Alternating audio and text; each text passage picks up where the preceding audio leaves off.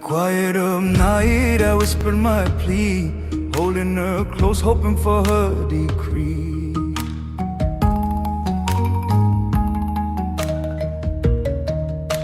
You hear it first, a broom whispering across sandstone, the soft hiss of a lantern being coaxed awake, a far-off mop against tiled steps. In that hush between evening chant and city hum, the temple keeps turning. Hello, I'm Samnong Bradley. Walk the temples with me tonight as we meet the people who keep sacred places breathing when the crowds are gone. And I'm Sovin Linda. We'll listen for the small sounds, sweeping, ladles, lantern light, and the stories behind them. Tonight, an elder groundskeeper who schedules pruning by festivals, a lantern steward experimenting with low-smoke wick, and the night liaison who guides late visitors home with quiet care. Before we step into their footsteps, a quick note on boundaries. We do not publish private schedules, GPS points, or sacred chants.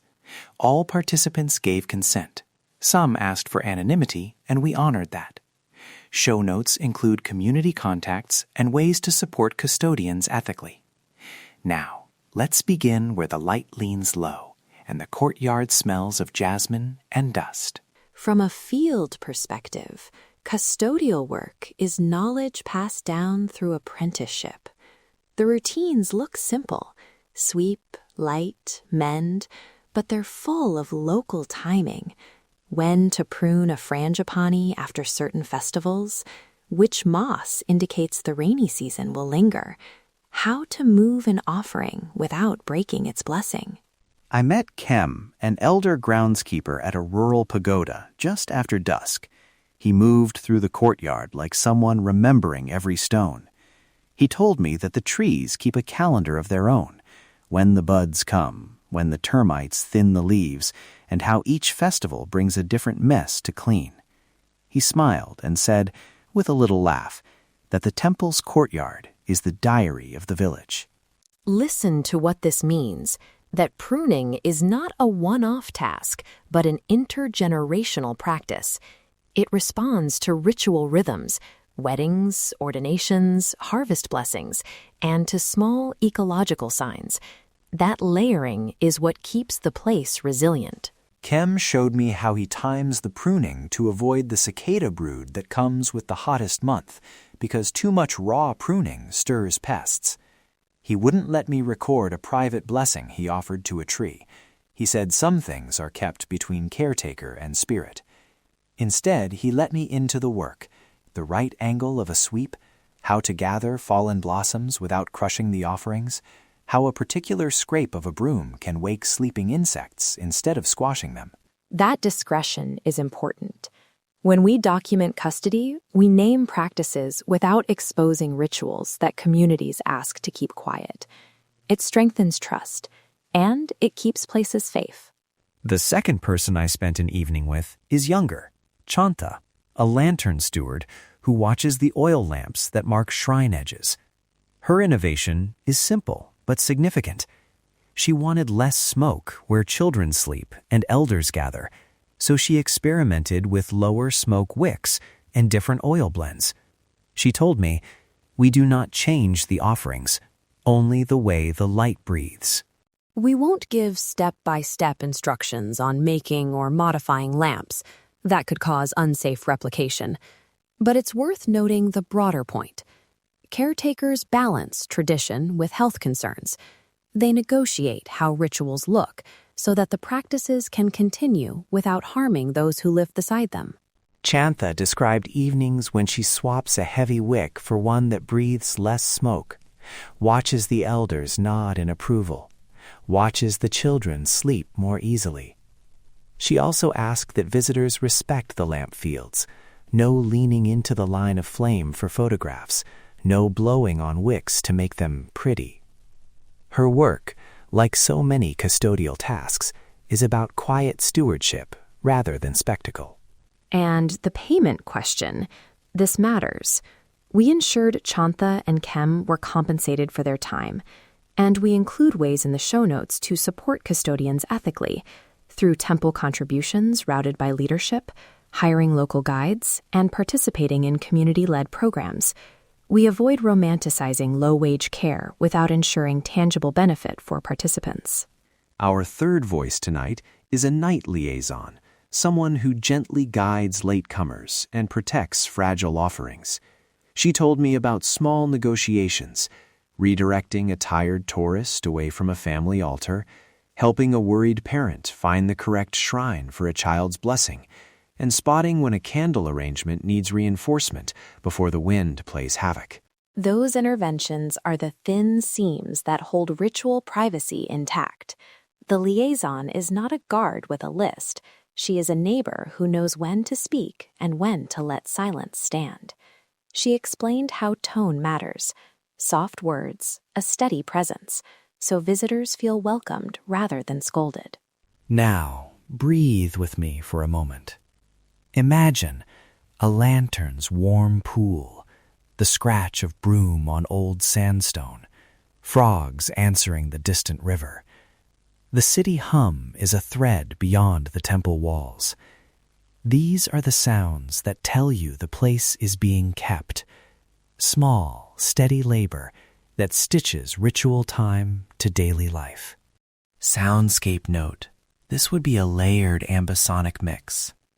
Lantern breathing, soft sweeping, distant motor hum, frogs, and a lone passing bicycle bell, mixed low beneath my voice to let the listener sit inside the scene.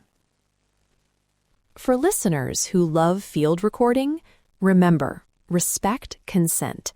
Do not attempt clandestine recordings of private rituals. If a custodian offers a sound, get verbal permission and ask how they'll use it. Our team offered participants copies of the episode for local use and honored requests for anonymity. 2 quick vetted tips if you visit a temple at dusk. First, request mediated evening access through temple liaisons listed in local directories. This protects privacy and ensures custodians are compensated. Second, respect lighting boundaries. Let the caretakers manage flame and offerings, and do not reposition candles or lamps for a photograph. Small donations to the temple or hiring local guides directly supports custodians more than a single like on a photo. Also consider time of year. Some caretakers schedule certain tasks around festivals or harvests. Rather than asking for exact shift times, ask how you can participate respectfully or contribute to the custodial needs, tools, cleaning materials, or small stipends arranged through temple leadership. When I left the pagoda that night, Kem lit a small lantern and handed it to me. He didn't ask me to carry it into a shrine. He wanted me to feel the weight of care that goes into keeping the place ready for morning. He said, "Quiet stones, loud stories." It felt like an invitation. Listen closely, and you'll hear the lives that keep the stories whole. If this episode moved you, you'll find show notes with community contacts, ways to support custodians ethically, and a short list of community-run evening visits vetted by local temple leadership. We also link to resources about safe flame practices and public health guidance, so curiosity doesn't become risk. Thank you for walking these dusk passages with us. If you enjoyed this sound-forward look at after-hour stewardship, please subscribe to Ancient Echoes. Share the episode with someone who loves soundscapes or with a friend planning a respectful visit. Quiet stones, loud stories. I'm Sam Nang Bradley. Listen, learn, belong. Oh,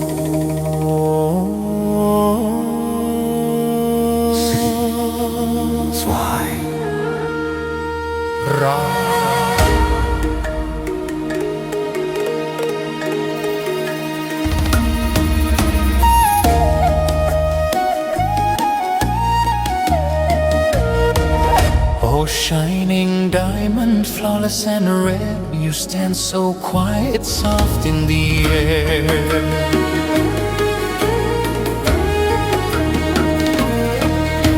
dared not to rush, you feared you'd flee.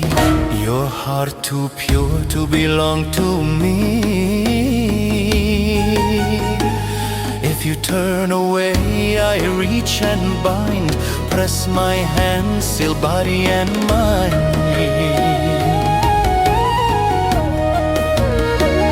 Your brows I trace, your breath I steal. This mark I place is dark and real. From this moment break and fall, hear the spell, obey the call.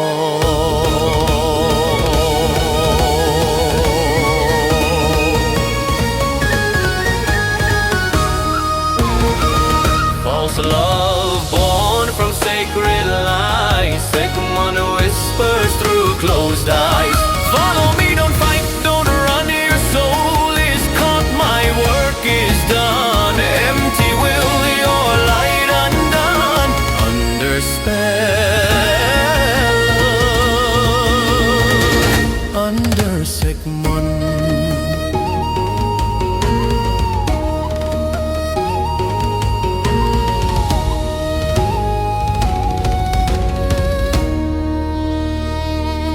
Crystal beauty, diamond bright, caught between shadow, charm and night.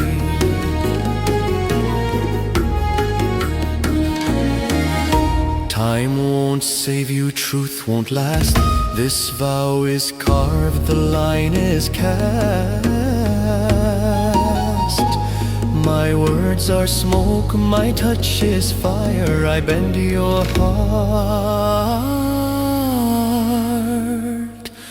to dark desire.